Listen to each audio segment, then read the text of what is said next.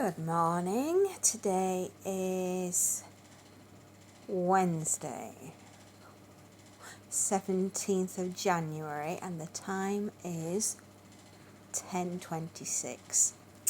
What an update I've got for you. I know it's going to be brief, but it is an update. My husband's going to be getting the blood test results, so as soon as I know them, I'll be back on to do yet another update. Secondly, look at my hair. Is it fabulous? Isn't it clean? Yes, clean hair, clean. We have hot water. Thank you, Mr. Engineer. Thank you very much for coming out yesterday in that horrible weather with the snow and the rain and the ice. Thank you. In fact, I would take the time today to say thank you to an engineer, because thanks to you guys, this country keeps going. We're really impressed with you. Please don't leave us, because without you, we stop. We don't go unless an engineer says we can, because not only do they fix things, they're our safety engineers. Without them, we have no light, no water, no heating, no food, no medicine, no gas, nothing. We don't even have fuel to make our cars go. In fact, our cars won't go without an engineer. So to all you engineers out there, if you feel underappreciated, believe me, you're not. You are a vital part of our society, and our society doesn't go unless you say that we can. So thanks, guys. Apart from having hot water, I'm so happy about that. You have no idea.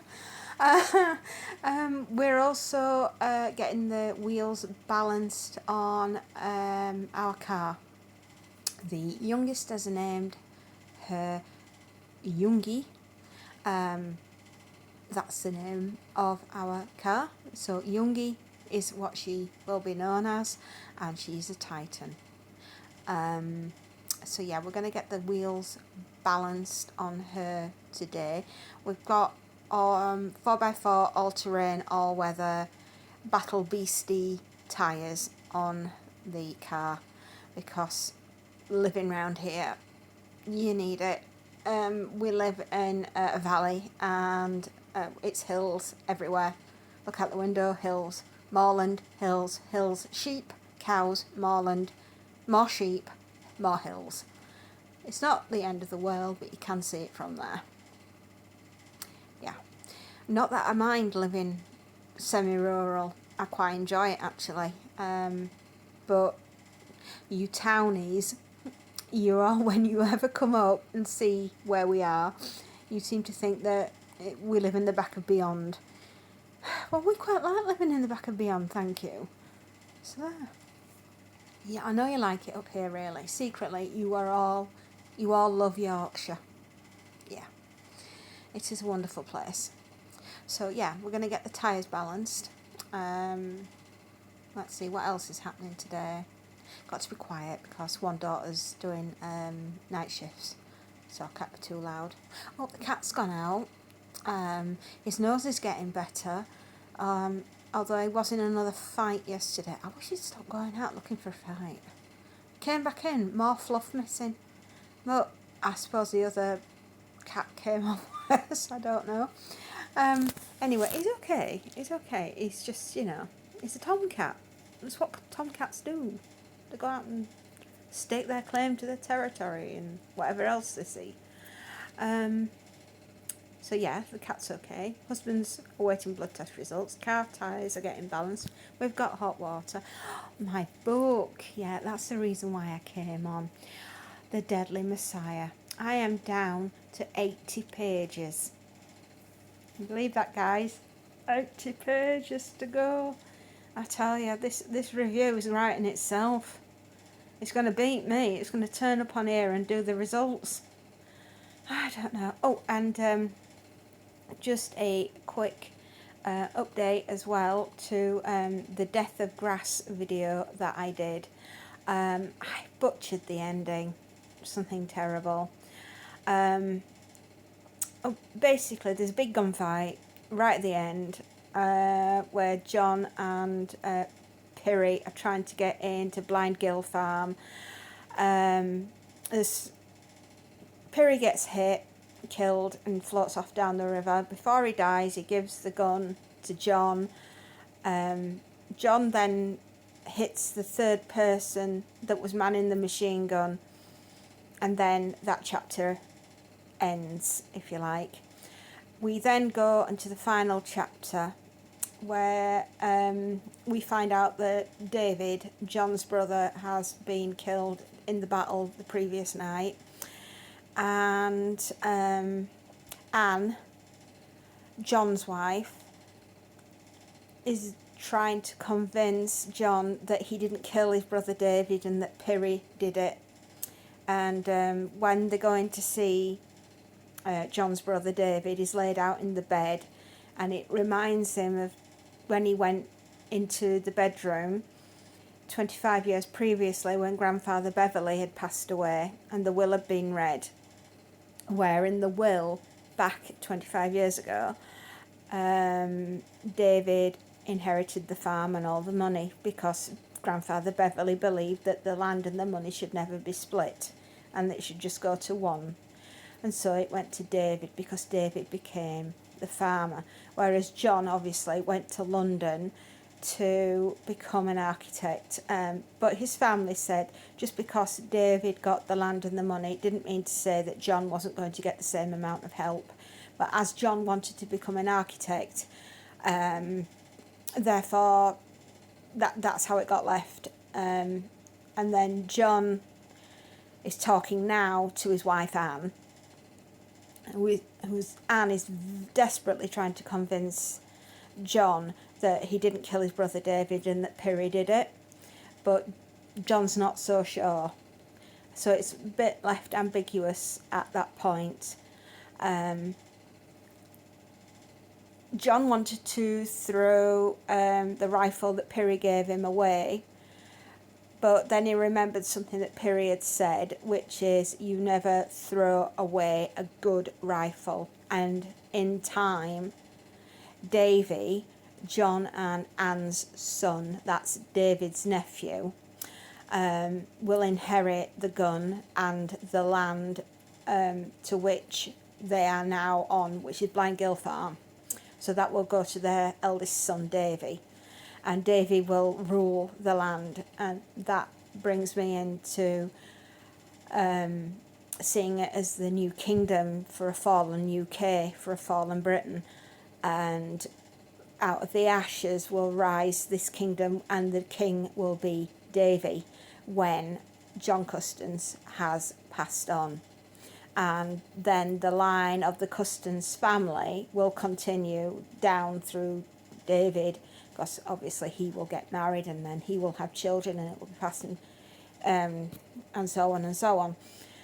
So that also brings me to the ultimate question for the death of grass and the rise of the barbarism, which is, it's going to happen because Britain is going to go back into being tribal. Looking at the way that this book has been written and how the ending was given to us, before it can become the United Kingdom that we know it as, the United Kingdom that we are left with has gone back to tribalism, feudalism, and this then brings the question of the tribe versus the family and what it will take to be in with this group of people. Obviously, yeah, it's so bleak. You think it's a safe apocalyptic novel because it's based in the late 50s, early 60s, and it seems very sort of middle class, you know, oh, there's poor people, oh, let's protect, let's send food, and until the really hits the fan, and then you're left with, well, you know, actually we've got to do some form of protectionism, and then from the protectionism we go kind of tribal, and then, you know, what are your thoughts on the ending of the Death of Grass? Do you think Jon killed David, or do you think Pirrie did it? For me, I think Jon, by accident, killed David. And I always look at this as like it's almost biblical, because Blind Gill is the Garden of Eden in my mind. And the two brothers are Cain and Abel. Grandfather Beverley was Adam, and I would say Eve was Mother Nature all around him. And we go full circle when obviously I do think David killed Jon, but you might think it was Pirrie that killed him, or it could have just, you know, whatever it was done by an accident, right?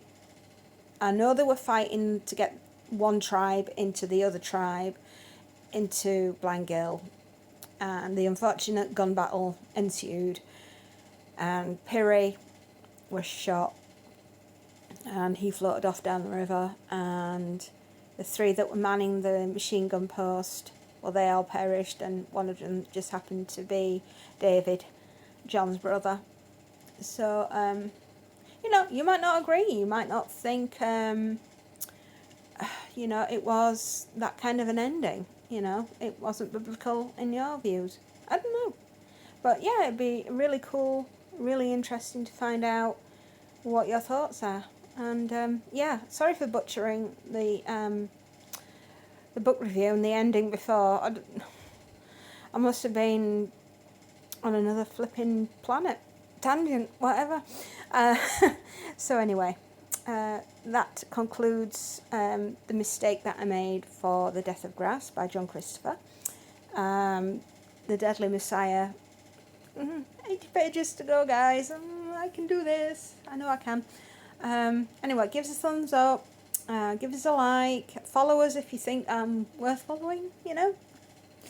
And just give me a hug, because it's been a rough week, and yeah, I need a hug. Okay.